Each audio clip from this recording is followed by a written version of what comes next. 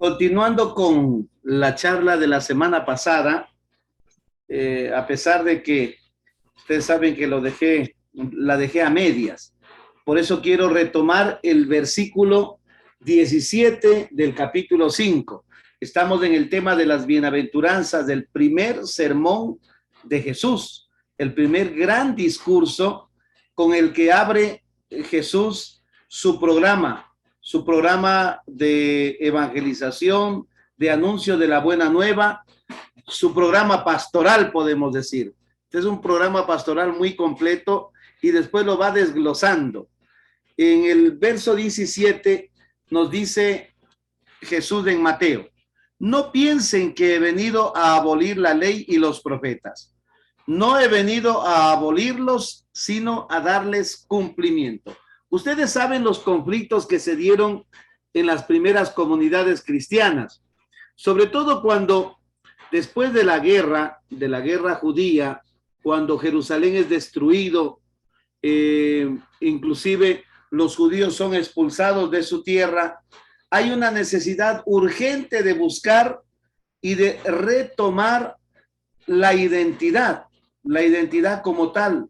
En los momentos de crisis, en los momentos difíciles, uno se replantea sobre su identidad, sobre sus orígenes, de dónde venimos, a qué nos debemos, y sobre todo hablar sobre cómo mantenernos firmes a nuestra ley, a nuestra religiosidad, tomando en cuenta todos los principios que nuestros padres, todas las leyes que nuestros padres observaron antiguamente, que son tan necesarios para hoy, para este tiempo. No me refiero el hoy en este momento, sino el hoy de aquel momento, de esos momentos de crisis.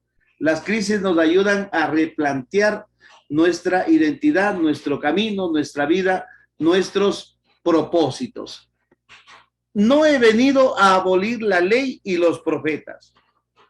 Muchos pensaban que los judeocristianos, como que no les importa a ellos la ley, el tema de la ley. A Jesús mismo se lo acusa de no querer cumplir la ley. Y siendo o diciéndose el Hijo de Dios, ¿cómo es posible que no quiera cumplir lo que Dios manda en la ley? Y Jesús justamente les plantea este mismo tema. No, yo no he venido a abolir la ley ni los profetas, ¿sí? Sino a darles plenitud, a darle cumplimiento. Toda la ley y los profetas de hoy en adelante, ustedes ven el tema de la transfiguración, ¿no es cierto? Moisés y Elías se interpretarán desde una apertura ya universal. ¿Cuál es esa apertura universal? Eso nosotros podemos verlo en el versículo 13 hasta el 16. Ustedes son la sal de la tierra, ustedes son la luz del mundo. Tierra, mundo. Eso quiere decir el orbe entero. El cristiano, el convertido, tendrá que dar testimonio de la vida ante toda la humanidad. Ya no va a ser solamente la ley selecta de Israel para un grupo selecto que hizo la alianza con Dios, ya no, sino para todo el mundo, para el orbe entero, será el anuncio de la ley, pero una ley que tenga sentido, que una ley que no solamente mire la forma, sino se vaya al fondo mismo de la situación, al porqué. Es por eso que Mateo plantea estas 6 antítesis que ya las vamos a reflexionar. Ojalá podamos hacerla una por una, porque el tiempo es oro. Ustedes saben que el tiempo es oro. Bueno, es necesario darle sentido a la ley, puesto que cumplir la ley no significa o no consiste en repetir lo anterior, en repetir lo mismo, las purificaciones, las peregrinaciones y todos los sacrificios y todas estas cosas del descanso sabático, dar un continuismo, a todo lo que se ha hecho antes, sino llevar la ley a su pleno desarrollo, a la plenitud, pleroma, plerosa. No es un cumplimiento legal, sino una aplicación a todo lo que implica el desenlace histórico de Jesús de Nazaret. Ahí nosotros vemos, por ejemplo, en el capítulo 1:22, todo esto se dijo para que se cumpliera lo que ya se dijo antes, la escritura. O sea, en Jesús se cumple todo, ¿sí? Y por eso Mateo se encarga, es el que, bueno, es el que más tiene estas citas del Antiguo Testamento. Ahí vemos en el capítulo 2, versículo 15, el versículo 23, etcétera, etcétera, ¿no? Ahora se cumplirá todo, toda la ley y los profetas, pero en la historia mesiánica de Jesús, en el Mesías que es Jesús.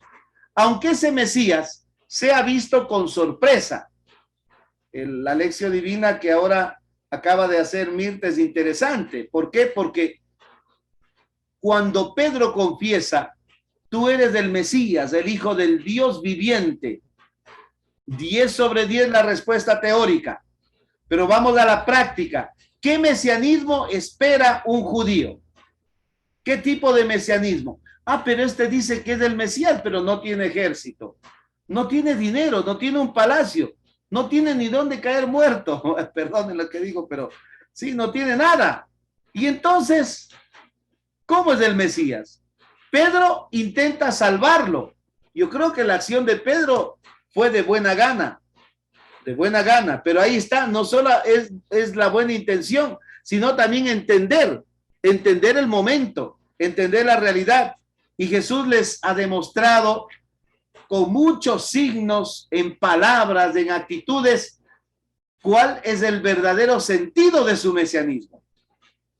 Pero no han logrado entender las mismas parábolas, ¿no es cierto? Sí, el mismo discurso misionero, pero no han logrado entender. ¡Qué frustración!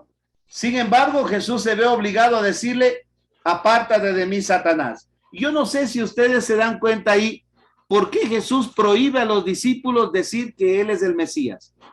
Ahí está el motivo. Es que si ellos no lo entendieron, no comprendieron, entonces no tiene sentido ir a proclamar, a pregonar algo que no sabemos, algo que no conocemos, de lo que estamos tan inseguros, ¿no? Tan inseguros. La buena noticia es el cumplimiento de la ley en su conjunto. Por eso dice, ni la más mínima letra de la ley deja de cumplirse. Por eso no se trata de abolir ningún mandamiento. Jesús no viene a abolir ningún mandamiento. Quien desate, dice el texto aquí dice, por lo tanto, el que no dé importancia a uno de estos mandamientos más pequeños y así lo enseña a los hombres, será el más pequeño en el reino de los cielos. No es expulsado de la comunidad, pero tendrá muy poca consideración en la comunidad. Esto refleja los primeros conflictos en las diferentes comunidades, la mateana, la comunidad de Pablo, por ejemplo. ¿Sí? Ya nosotros conocemos qué tipo de idea tiene Pablo sobre la ley. Sí, inclusive en la carta a los Gálatas dice, nacido de mujer para liberarnos de la esclavitud de la ley. Para Pablo la ley nos condujo al pecado. Sí, la ley nos llevó al pecado. Es decir, hay que reflexionar mucho en qué sentido Pablo dice que la ley nos hace pecar, nos lleva al pecado en sí.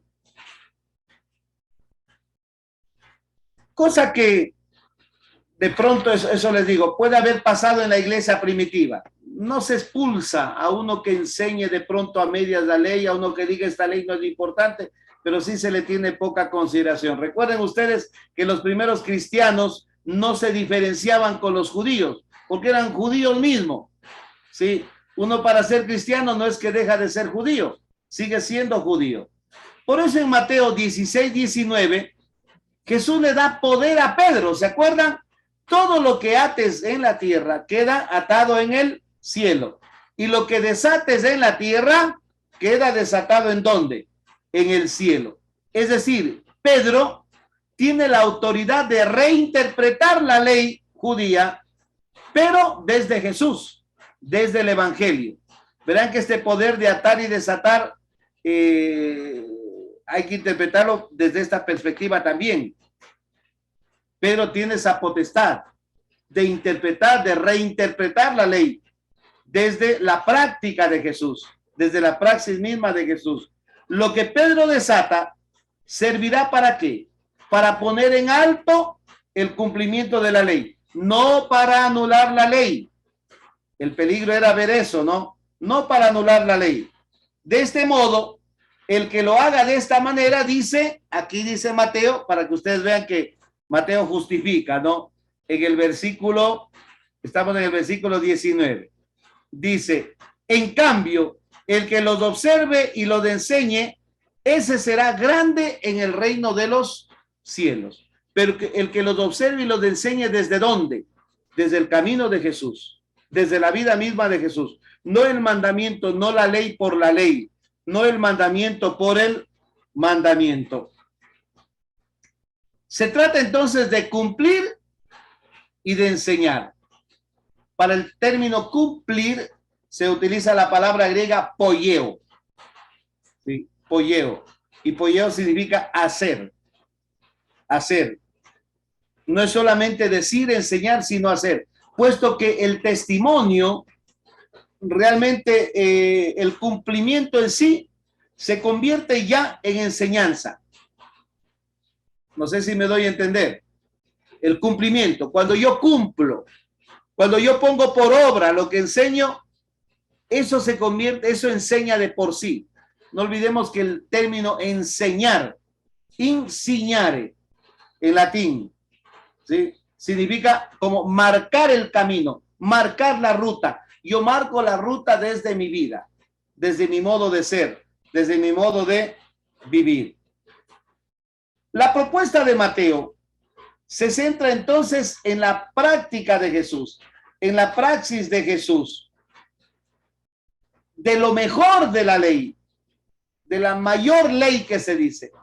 No olvidemos que estamos hablando de la mayor justicia, ¿no es cierto? Reinterpretada por Pedro, reinterpretada por Pedro. Pedro tendrá ese poder de atar y desatar, pero todo desde Jesús, no desde los caprichos de Pedro, con su limitación judía o nacionalista, sino una vez que haya entendido en realidad, como dice el Evangelio de San Lucas en el capítulo 22, y cuando te hayas convertido, confirma a tus hermanos. Así, la formulación final, en forma de antítesis, podemos decir, denotan el cumplimiento profético de la ley. Ya vamos a ver que esto es bien interesante. La ley y los profetas. Pero podemos hablar de cumplimiento profético de la ley. Por eso ha dicho Jesús en el versículo 20. Aquí empieza el curso prácticamente. En el versículo 20, ¿qué dice? A ver, capítulo 5, verso 20. Tengan la Biblia a mano. Porque les digo que si su justicia no es mayor que la de los escribas y fariseos, no entrarán en el reino de los cielos. Si su justicia no es mayor que la de los escribas y fariseos. Ya en una de las bienaventuranzas, dichosos los que tienen hambre y sed de justicia, ¿sí? En el versículo 6, dichosos los que tienen hambre y sed de justicia.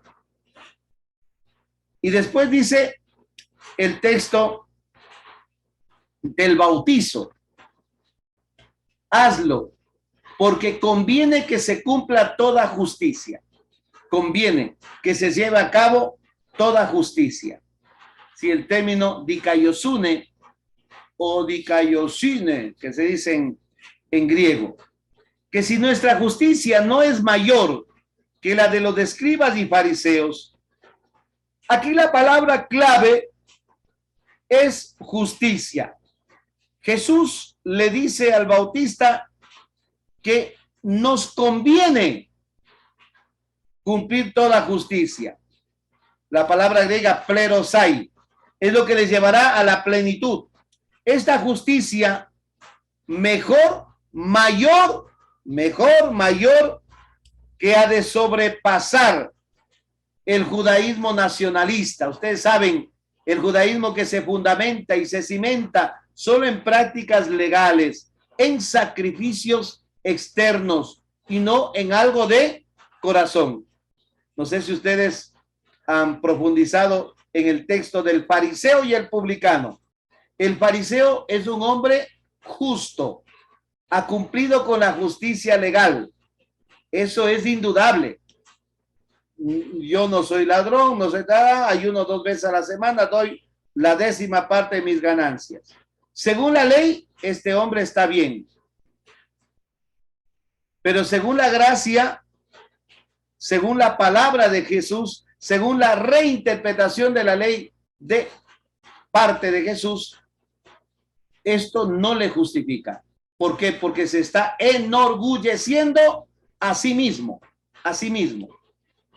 y no está reconociendo también sus faltas.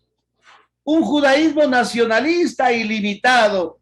El seguidor de Jesús no es antijudío, no es que sea antijudío, sino son unos judíos más radicales inclusive. Podemos decir que el seguidor de Jesús es un judío más radical, aunque pareciera que no fuera radical, pero es más radical porque el judaísmo de Jesús no ve solamente la forma, ve el fondo, decía, ¿no? Ve el fondo. Les permite profundizar en el camino de la ley y no solamente profundizar en el camino de la ley que fue dada para Israel, sino universalizar ese mensaje, esa ley. Ahí vemos nosotros en Mateo capítulo 28, 19, ¿no es cierto? Cuando esta gran misión que se da a los apóstoles de ir por todo el mundo. Es por eso que la ley aquí tiene un sentido mucho más profundo. Las 6 antítesis, ya vamos a verla una por una. Las 6 antítesis que siguen a continuación buscan una mayor radicalidad. ¿Por qué? Porque dice, han escuchado que se dijo, pero yo les digo, han escuchado que se dijo, no matar, y el que mate será procesado en el tribunal. Pero yo les digo, y hay 3 situaciones que también conducen a la muerte y que vienen a ser las antesalas de la muerte. Es que no estamos solo para eliminar la muerte o eliminar al asesino, sino sobre todo para eliminar las causas que nos llevan a la muerte. Porque si eliminamos asesinos y no eliminamos las causas que nos llevan a la muerte, pues la muerte seguirá y seguirá su curso, ¿no es cierto? Bueno, la justicia de Jesús, expresada en los versículos aquí del 21 al 48, es un discurso largo, ¿no es cierto? Implica una interpretación radical de la ley. No sé si ustedes se dan cuenta por qué yo digo más profunda, porque aquí no se va solo a la forma, asesinó a la cárcel, y que todos vean en la sentencia que se dio al matón como un escarmiento para que no se cometan crímenes. No, hay que ver otras cosas más, que son las causas que originan, que dan lugar a esas situaciones dolorosas, ¿no? Tal como muestra sobre todo para Mateo, lo más importante es la relación con el prójimo. Y estas antítesis, al menos 3 de ellas, se relacionan directamente con el prójimo, con la situación del prójimo. Este tipo de disputa muy alta interpreta la fidelidad a Dios en forma de una fe radical, ¿no es cierto? La persona que tiene fe, ¿cómo demuestra su fe? Superando toda distancia, todo aislamiento, todo nacionalismo, toda hipocresía, abriéndose a todos los demás, es decir, a la universalidad. Eso es fe, eso se llama fe. No puede ser fe encerrándome en mí mismo y pensando que yo estoy bien porque cumplo ciertos preceptos. Queridos hermanos, a veces a nosotros también nos pasa eso. Muchas veces nos encerramos nosotros en nuestras comodidades. Yo creo que este texto, esta lección divina, fue un duro golpe para todos. Para mí, para ustedes. Fue un golpe duro. ¿Por qué? Porque pensamos que la fe consiste en observar los preceptos que tenemos en el catecismo, que nos muestra la catequesis y seguir fielmente eso. Y Jesús, cuando le dice al joven rico, ya sabe los mandamientos: honra a tu padre y a tu madre, no matarás, no levantes falso testimonio. Y el joven rico estuvo feliz, porque dice: mire, yo sin darme cuenta he sido un buen seguidor, un buen discípulo, es decir, ya he tenido la vida eterna. Y Jesús le dice: pero una cosa te falta. Chuta, y esa ha sido la más dura. Anda, vende lo que tienes y dáselo a los pobres.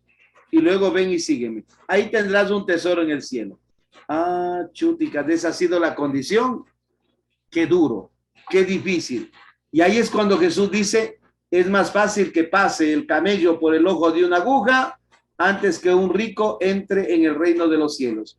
Para que ustedes vean que el afán por las riquezas, las seducciones de este mundo, del mundanismo, nos absorbe tanto que para nosotros es muy difícil muchas veces dejar atrás nuestro pasado.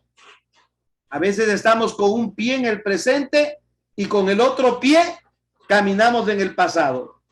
Y cuando nos conviene nos volvemos al pasado, y cuando nos conviene ponemos los dos pies acá, o andamos con un pie a un lado y con otro pie en otro lado. No hemos tomado una decisión radical para nuestra vida. El que quiera seguirme tiene que complicarse, que se niegue a sí mismo, que cargue la cruz y me siga. Eso es complicarse, jugarse la vida por amor. El amor, el verdadero amor, el ágape, consiste en eso precisamente, en donar mi vida, en regalar mi vida al servicio de los demás. Estas seis antítesis responden a las enseñanzas históricas, tal como ha sido acogido y enseñado por la comunidad cristiana, así como desemboca en Mateo. Es decir, esto ha sido recogido como consecuencia inclusive de una reflexión seria y minuciosa de las mismas bienaventuranzas, porque todo es un desglose de eso, ¿no es cierto? Las bienaventuranzas. ¿Y cómo podemos titularle? Vamos a ponerle un título grande a las seis antítesis: la nueva justicia del reino. Ese es el título. La nueva justicia del reino. Grábese en la cabeza. La nueva justicia del reino. El problema de la justicia de los fariseos y escribas es que esta justicia no responde a la voluntad de Dios. No responde a la voluntad de Dios. Es poco radical. Para Jesús, esta justicia es muy poco radical. Así se confronta con la justicia de los judeocristianos, que según la reinterpretación judía de Jesús, parece, inclusive hay esta tentación, no tentación, ¿cómo puedo decir? Da la impresión a los interlocutores de que Jesús no está cabalmente cumpliendo con la ley y siendo el Mesías. Y esto no fue cuestionado solamente en la época de Jesús, sino después, porque lo que se escribe es prácticamente lo que describen los evangelios, son las disputas de las primeras comunidades cristianas, y que era lo que iban asumiendo cada comunidad de acuerdo a su modo de entender el acontecimiento de Jesús de Nazaret, ¿sí? La resurrección de Jesús, la Pascua de Jesús. Estas antítesis recogen una extensa y dura polémica entre grupos. Esto ustedes ven que se prolonga inclusive hasta el capítulo 23. Si son conscientes de este. ¿Qué dice el capítulo 23? El sermón, ahí estamos en el famoso sermón de la comunidad. A tal punto que hay situaciones muy duras en la comunidad. Hay una desigualdad tremenda, ¿sí? Gente que domina, gente déspota que no sabe tratar a los demás y de la que Jesús habla en el Evangelio de Mateo. Dice, a nadie digas maestro, porque uno solo es vuestro maestro y ustedes son hermanos. Ustedes saben lo que quiere decir maestro, significa el que es más. Es decir, nadie es más. ¿Sí? Nadie es más. El antónimo de maestro, ¿cuál sería? Ministro, porque ministro viene de minus, ¿no es cierto? El que es menos. Es decir, el que quiera ser el más grande en el reino, que sea ¿quién? El minus, el ministro, es decir, el servidor de todos, el servidor de todos.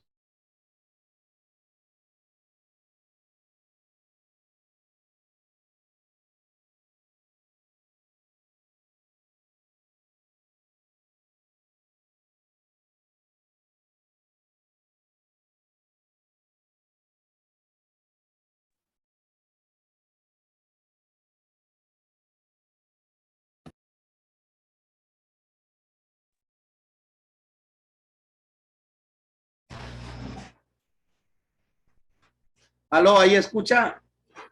Sí. Aprendan a vivir como hermanos, ¿sí? Aprendan a vivir como hermanos. Eso nos está diciendo Mateo. Vean que esta polémica abarca un montón de capítulos. Eso digo, hasta el capítulo 23 del Evangelio de San Mateo. Las antítesis comienzan con han oído. Se trata de un tipo de interpretación de la ley que, según Mateo, desfiguran la escritura o no la entienden en toda su profundidad. ¿Se dan cuenta?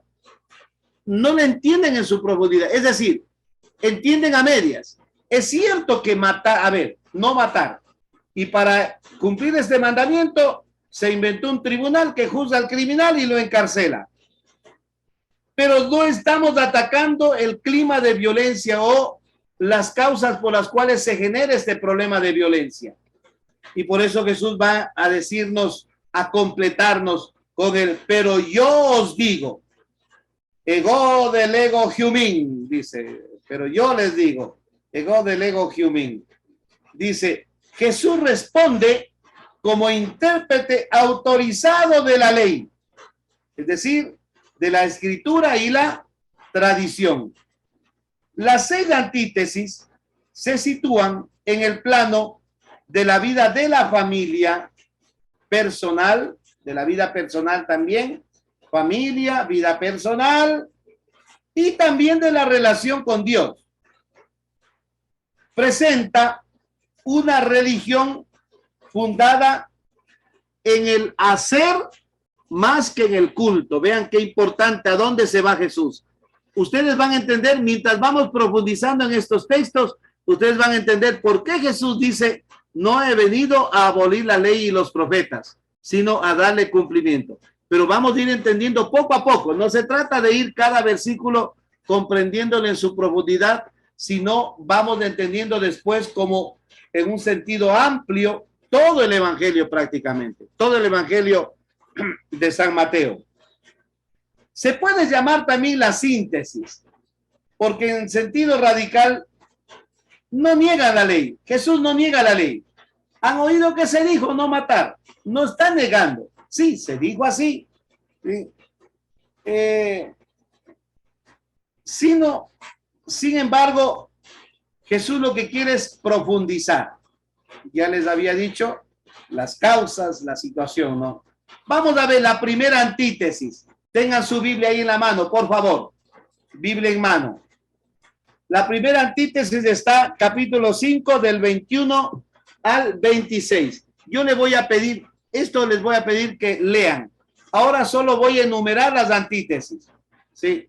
Hermano, a ver, Lupita, por favor, ¿tiene la Biblia a mano? la primera antítesis. La segunda antítesis, diácono José Herbas. La tercera antítesis, voy a pedir Marianita Riera. La cuarta antítesis, voy a pedir que lea. A ver, ¿quién está ahí a ver, el padre Rodrigo. La cuarta antítesis. La quinta antítesis, vamos a ver otra persona más. Mirta, por favor. Y la sexta antítesis, voy a pedir de favor de nuevo a Lupita. Sí, Lupita lee la primera y la quinta. Y a la primera antítesis está en Mateo 5, del 21 al 26. La segunda antítesis está Mateo 5, 27, 30. La tercera antítesis, Mateo 5, 31, 32. La cuarta antítesis, Mateo 5, 33, 37. La quinta antítesis, Mateo 5, 38, 42. Y la sexta antítesis, Mateo 5, 43, 47. Por favor, no me preguntarán de nuevo. Entonces, primera antítesis. A ver, Lupita, por favor. Habéis oído que se dijo a los antepasados, no matarás, y aquel que mate será reo ante el tribunal. Pues yo os digo, todo aquel que se encolerice contra su hermano será reo ante el tribunal, pero el que llame a su hermano imbécil será reo ante el Sanedrín, y el que llame renegado será reo de la ajena de fuego. Ajá, Pues, cosa seria, reo del Gehenna, ¿no? si pues al presente tu ofrenda en el altar, ¿te acuerdas entonces de que un hermano tuyo tiene algo contra ti? Deja tu ofrenda allí, delante del altar, y vete primero a reconciliar con tu hermano. Luego vuelves y presentas tu ofrenda. Ponte enseguida a buenas con tu adversario mientras vas con él por el camino. No sea que tu adversario te entregue al juez y el juez al guardia y te maten en la cárcel. Yo te aseguro, no saldrás de allí hasta que no hayas pagado el último céntimo. Muy Palabra bien. del Señor. Gloria a ti, Señor. Muy bien, ¿no es cierto? El homicidio, ¿no es cierto? No matar. Jesús exige, en cambio, superar también la violencia interna, ¿no es cierto? Pecado es el insulto, es la ira, es también la indiferencia, y todo eso hay que superarlo. El odio o el rechazo al prójimo son tan graves como matar, ¿cierto? Ya vamos a profundizar en la próxima charla bíblica, profundizamos las 6 antítesis. Ahora las vamos a enumerar nomás, ¿no es cierto? Jesús pretende atacar la raíz de todo eso. Segunda antítesis, a ver. Ustedes han oído que se dijo, no cometerás adulterio. Pues yo les digo que quien mira a una mujer deseándola, ya ha cometido adulterio con ella en su corazón. Si tu ojo derecho te lleva a pecar, sácatelo y tíralo lejos de ti. Más te vale perder una parte de tu cuerpo que ser arrojado entero al infierno. Y si tu mano derecha te lleva a pecar, córtatela y tírala lejos de ti, más te vale en el infierno. Se dijo, quien repudia a su mujer, que le dé el acta de divorcio. Pues yo les digo que quien repudia a su mujer, salvo en caso de concubinato, lo induce a adulterio. Y quien se case con una divorciada, comete adulterio. Muy bien, entonces, adulterio. El tema segundo, la segunda antítesis es el adulterio. Primera era homicidio. Segunda, adulterio. Hay que superar también, ¿qué? El mal deseo del corazón. Y ya vamos a explicar cómo hacerlo. Todo esto podemos llamarle como antítesis. ¿Por qué? Porque Jesús plantea el modo como poder llevar a cabo a profundidad y a plenitud el mandamiento. Por eso es que Jesús no anula la ley, no la anula, al contrario, le da cumplimiento, le da sentido al mandato en sí. Tercera antítesis.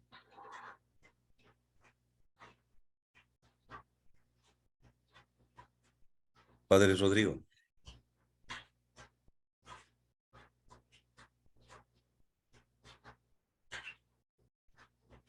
También han oído que se dijo a nuestros antepasados, no jurarás en falso, sino que cumplirás lo que prometiste al Señor con juramento. Pero yo les digo que no juren en modo alguno, ni por el cielo, que es el trono de Dios, ni por la tierra, que es el estrado de sus pies, ni por Jerusalén, que es la ciudad del gran rey. Ni siquiera jures por tu cabeza, porque no puedes cambiar de color ni uno solo de tus cabellos. Que tu palabra sea sí cuando es sí y no cuando es no. Lo que pasa de allí viene del maligno.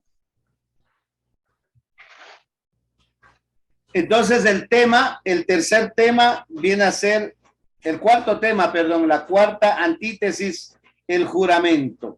Jesús prohíbe utilizar a Dios para resolver temas humanos, y eso es definitivo. Ahí tenemos el capítulo 23, del 16 al 22. Nos da la alternativa, cómo resolver nuestros conflictos. Después tenemos la quinta antítesis. A ver. Ya. Ustedes han oído que se dijo ojo por ojo y diente por diente. Pero yo les digo, no resistan al malvado. Antes bien, si alguien le golpea en la mejilla derecha, ofrécele también la otra. Si alguien te hace un pleito por la camisa, entrégale también el manto. Si alguien te obliga a llevarle la carga, llévasela el doble más lejos.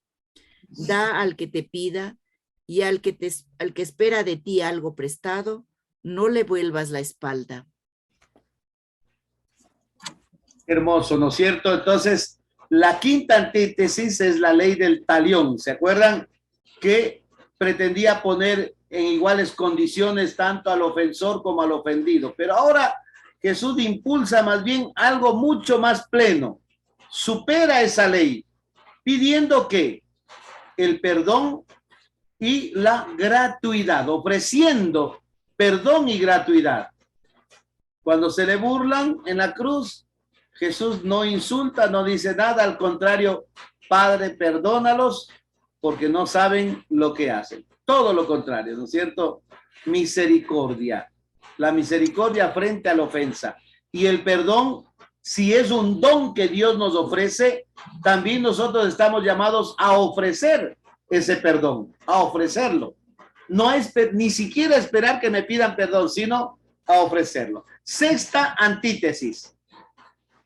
Habéis oído que se dijo, amarás a tu prójimo y odiarás a tu enemigo. Pues yo os digo, amad a vuestros enemigos y rogad por los que os persiguen, para que seáis hijos de vuestro Padre Celestial, que hace salir su sol sobre malos y buenos, y llover sobre justos e injustos. Porque si amarais a los que os aman, ¿qué compensa vais a tener? ¿No hacen eso mismo también los publicanos? Y si no saludáis más que a vuestros hermanos, ¿qué hacéis de particular? ¿No hacen eso mismo también los gentiles? Vosotros pues sed perfectos, como es perfecto vuestro Padre Celestial. Sí. Entonces, ¿qué pasa con estas? Bueno, la última antítesis, ¿se dan cuenta? El amor al amigo. Pero Jesús dice, amen a sus amigos y también a sus enemigos. Y ámenlos por igual, porque Dios es justo con todos. Hace salir el sol sobre buenos y malos y manda las lluvias sobre justos e injustos, o sobre justos y pecadores. Estas antítesis, estas 6 antítesis, recogen entonces y exponen la más alta justicia de los discípulos de Jesús, o sea, del cristianismo. La ley debe llevarnos al perdón y a la gratuidad, a la misericordia. La ley tiene que llevarnos a amar de verdad. Este es el auténtico sentido de la ley. Así, de esta manera, ustedes ven que Jesús radicaliza el judaísmo. En esto consiste la radicalización del judaísmo. Es a donde el espíritu de la misma ley nos pide llegar. O sea, el espíritu de la ley, ¿qué sería en síntesis? El espíritu de la ley sería la misericordia, el perdón, el amor, la gratuidad. Ese debería ser el espíritu de la ley. No lo contrario, no la condenación, no la marginación, no el desprecio, el rechazo, no la muerte. Estas serían, como en resumen, las 6 antítesis que nos presenta el Evangelio de Mateo hasta terminar el capítulo número 5, ¿sí? El capítulo número 5 en el versículo 48, con esta expresión maravillosa de Jesús. Ustedes pues sean perfectos como su Padre Celestial es perfecto, como el Padre del cielo es perfecto. ¿En qué sentido se habla de perfección?